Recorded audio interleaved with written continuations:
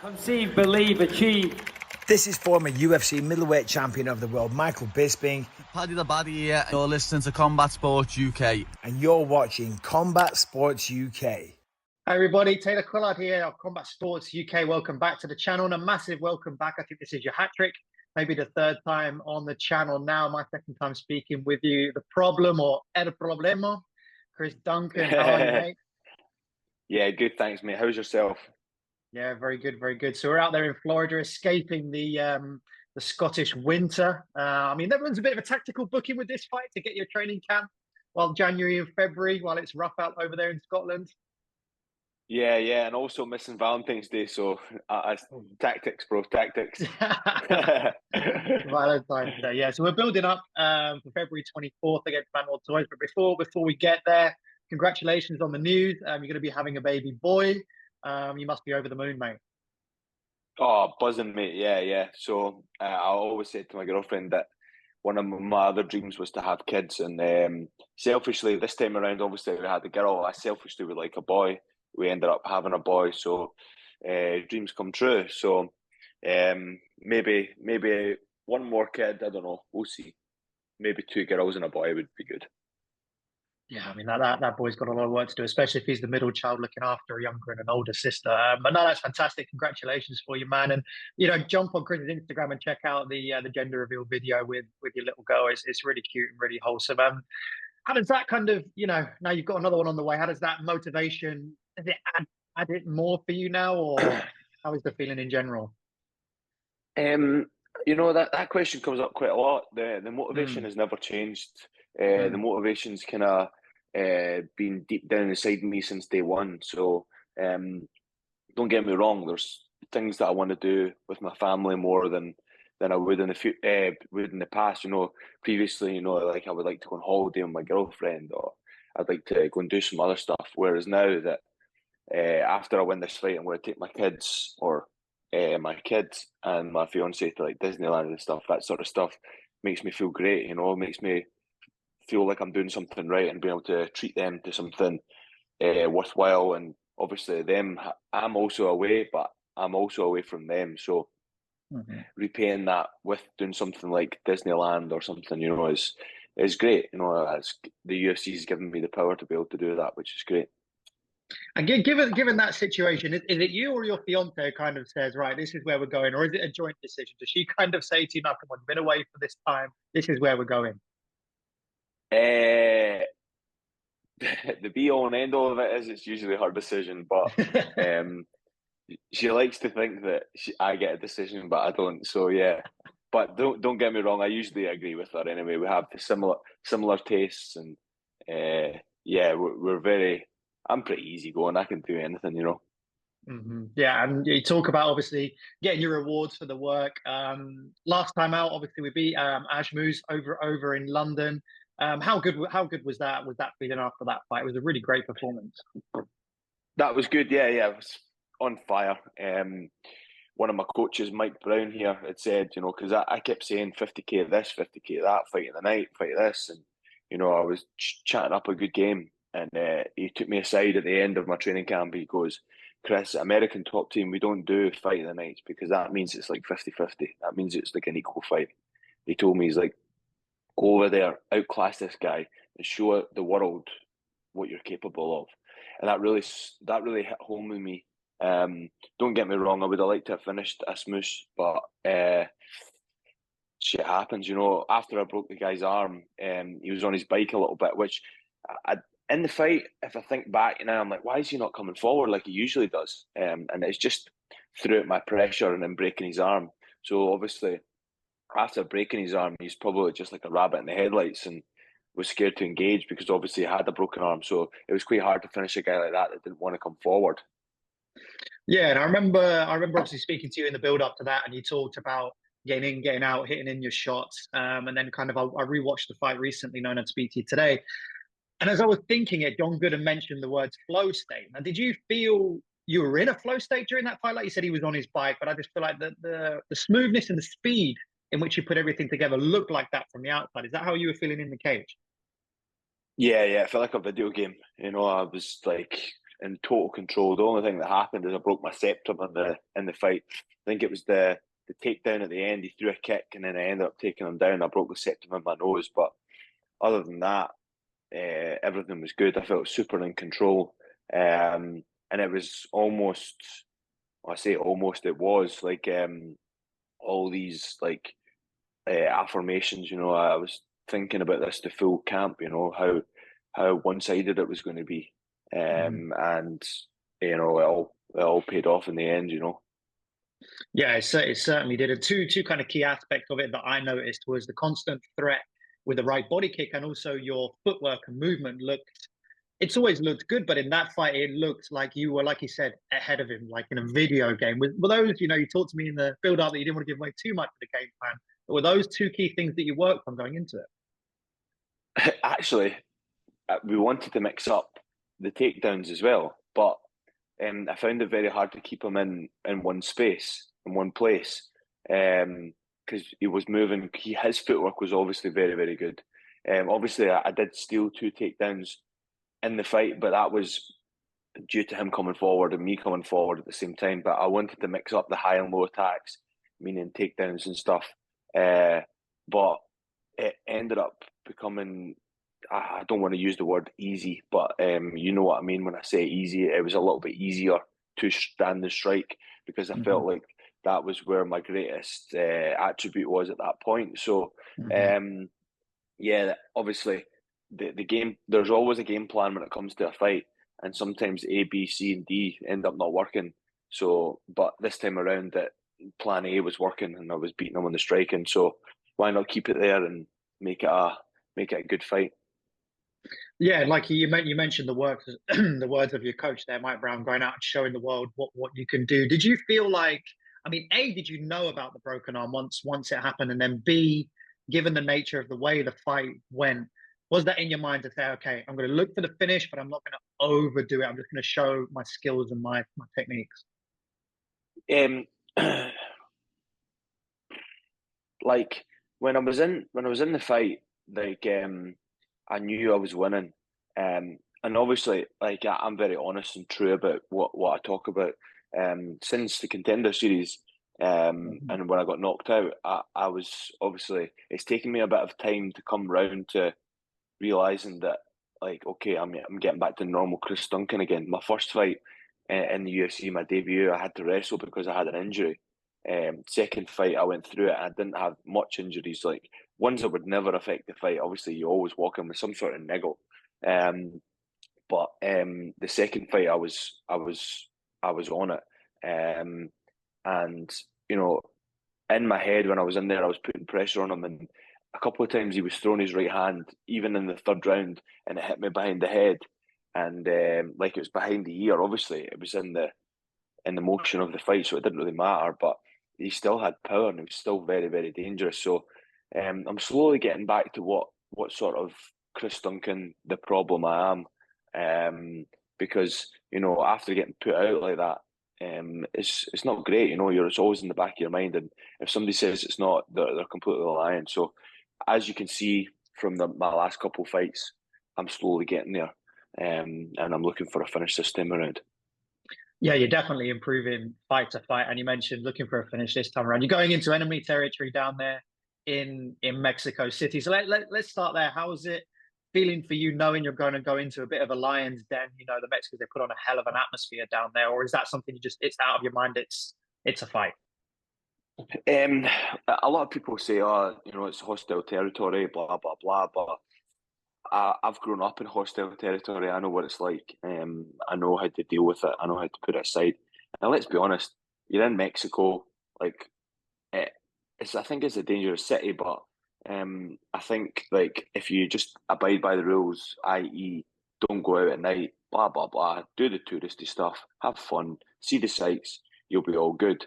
And Yanal, the last time he had to come into my enemy territory, even though it was England, didn't really matter. He did it as well. So, it's all superficial. What they're going to, like the fans and stuff, they're not going to actually physically harm me. It's all just noise in the wind, and I respect that. So, going to learn a little bit of Spanish, I think, and give them a little bit of a shout out after a win, and give the Mexican fans what they want. And obviously, after I beat Manuel Torres, I'd like to say thanks to Mexican fans to make it such a crazy environment, because it's actually getting my blood boiling thinking about it right now.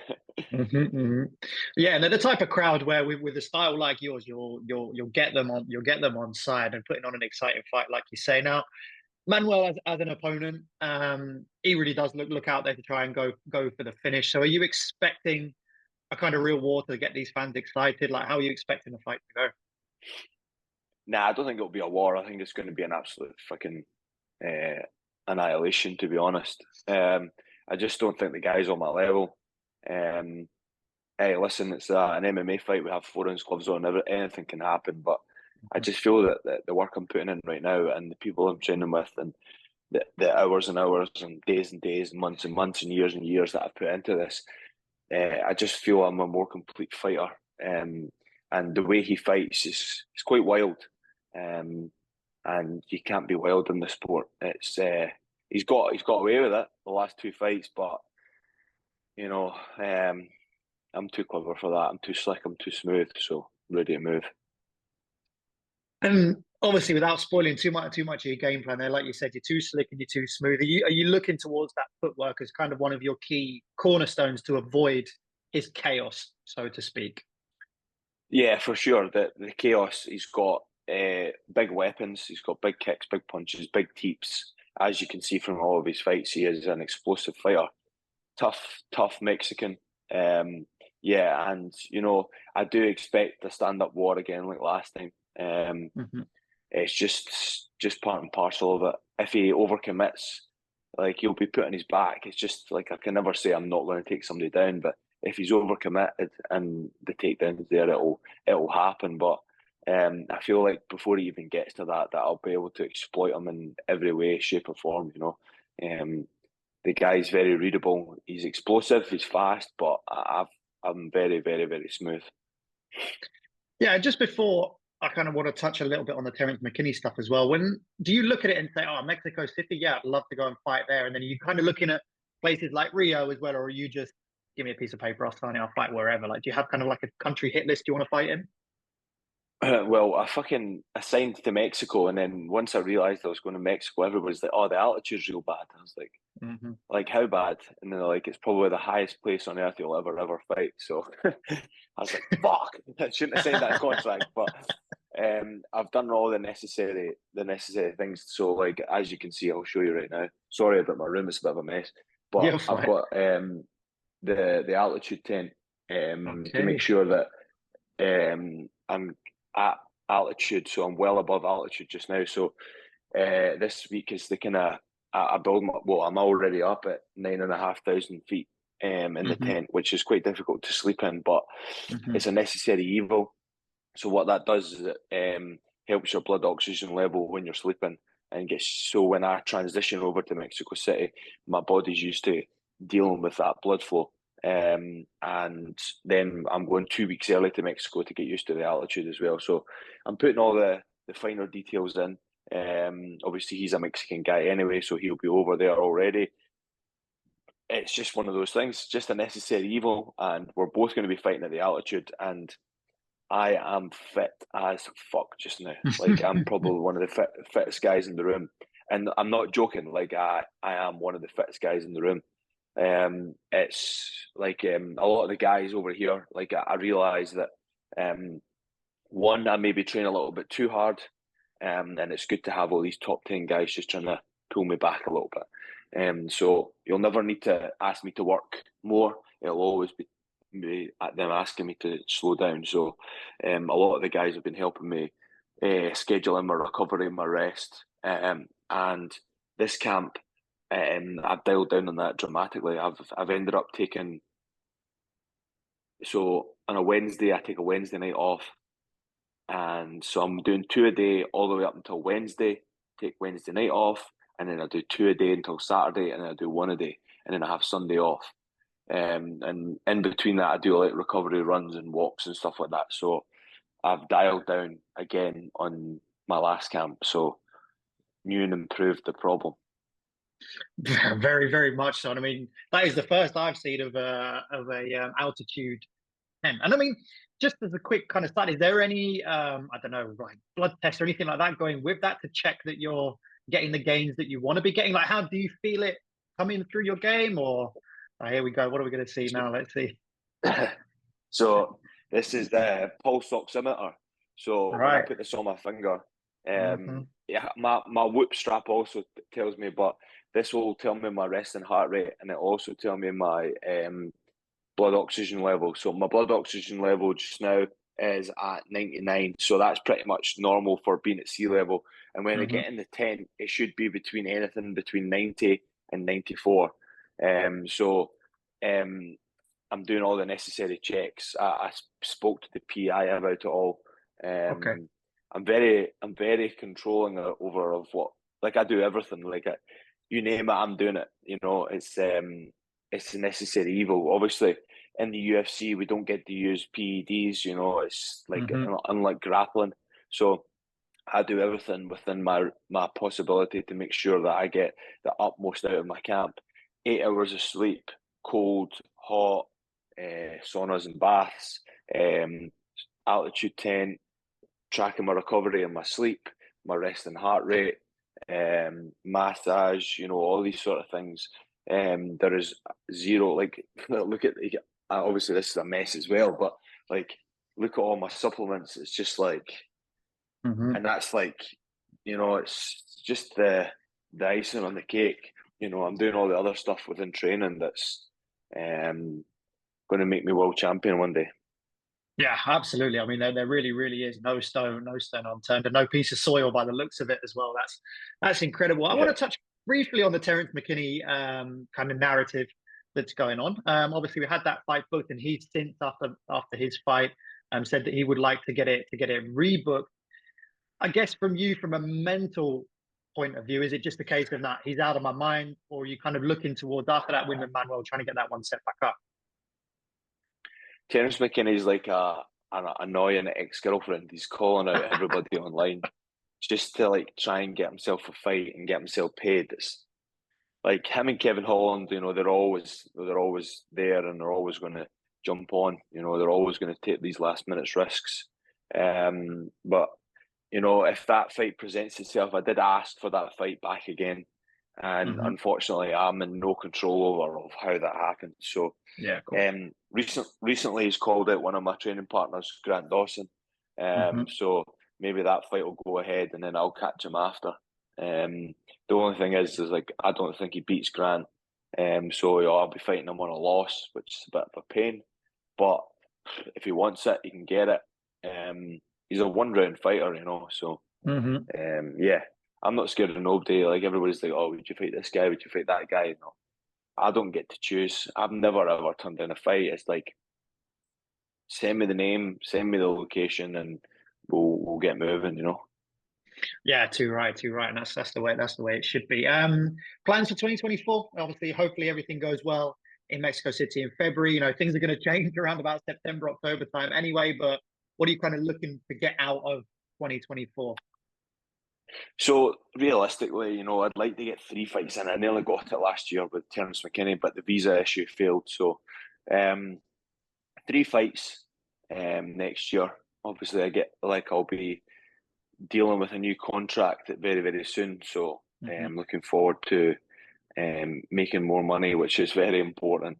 But after this next contract, I don't. At the tail end of the year, I think trying to chip into that top 15, Hmm. because I know how good I am, and just being among the guys at ATT has been like an eye opener in so many senses. The training partners here, the guys Dan Lambert, Richie, Primo, all the guys here that are like helping me out. It's like they've actually changed my life. It's been crazy. Like I was like I'm not knocking anybody that I've trained with back home, but um, this has been the best thing that has happened to my career to this date, because a lot of people and a lot of guys from the UK say, "Oh, you shouldn't go to America. You know, you've got plenty of training partners in the UK." I promise you, the level is not the same. It's just Hmm. not. It's just. There's no way it's the same. So yeah, like I'm in the room literally. So the other day there was Neto. He's in the UFC, he's in the lightweight division. He was in the top 15. Grant Dawson, he was in the top 15. Haneto Moicano, he's in the top 15.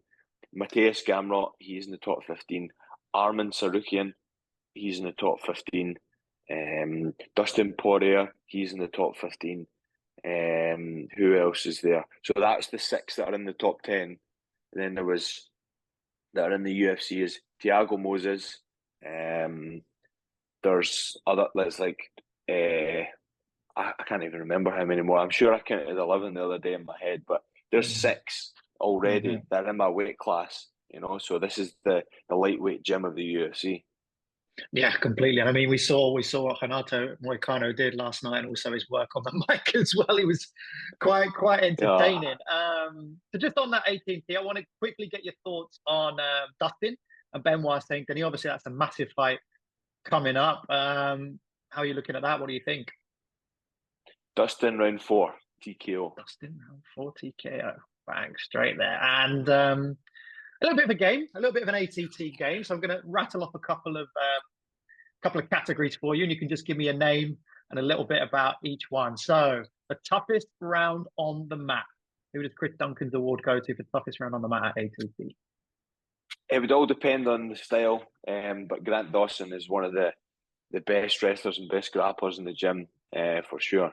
And then Dustin, obviously, he's one of the best strikers. So they're both very, very difficult rounds.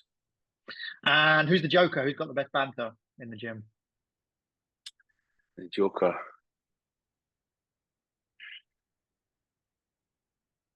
Maybe me. I'll take that. Yeah, definitely. Best dressed? Best dressed. There's not very many people that come in here with like best dressed, but all right, so flip it, worst dressed probably. Yeah, worst dressed me.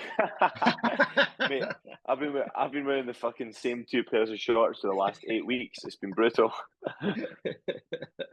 Best taste in music? Dustin. He brings his speaker, so the gym's huge. The gym's like, I can't even fathom how big it is. It's bigger than a football pitch, and it's no music, no speakers. So he brings his speakers in, so he gets that one. Yeah, it does look enormous, and he walks out to James Brown, so that's always good. Yeah. Final one is a prospect we might not know about. Who's tearing it up over there that might be on the horizon? There's so many. The other thing is as well, this gym is very difficult to be an amateur or a low level pro, but there's some guys that are doing really well. Trying to think, there's a guy I've been training with. His name's Christian Turner. He's one to look out for. Very young as well. So good guy. He just won last night by knockout. His record's 4-2 now, or 4-2. But that's the guy's got plenty gas in the tank to get to the top. So yeah, he's just gonna get after it. All right, brilliant. And just a final one over to you, mate, for any shout outs, any sponsors that you want to shout out. Recently, I don't know if you've seen my post online, because I'm going to Mexico. There's been a bit of a burden with some flights and some hotels and some food and stuff like that. So we've been trying to come up with some money to help me pay for my coaches to come across and stuff like that. So a lot of existing sponsors and people who haven't sponsored me before have jumped on board. So if they're watching this, they know who they are. I'm after the fight and after not collect all the money, that's the wrong word to say. After I've got all the money and I've got a little bit of hype behind me, I'm going to thank all these guys. But if they're watching this right now, I just want to say thank you for whoever's chipped in so far. And we're almost there. We're like 400 or 500 quid off, I think. Nice. Trying to like cover it, which is decent. So people think now I'm in the UFC, I've made it and I've got heaps of money, which is not true, So it's very difficult to get a sponsor, especially when you're UFC. And then I'm at that point, I'm not fucking super high caliber, so I'm not getting sponsored by a Mercedes or fucking some crazy business. I'm trying to like still chip into the kind of local businesses back home. So that'll come eventually. And what's the best way to get in touch with you? Via Instagram, Twitter, or email? Yeah, Instagram and Twitter. And then also my email is theprobleminquiries@gmail.com. So if anybody want to jump on board, hit me up. Nice, amazing. So there's El Problema, the problem, Chris Duncan. Looking forward to the fight, 24th of February. Our Hattrick here, as always, mate. Thank you so much for your time. You've been incredibly generous. Congrats on the baby boy to come later this year, and all the best for your fight. Thanks, man. I appreciate your time. Thank you.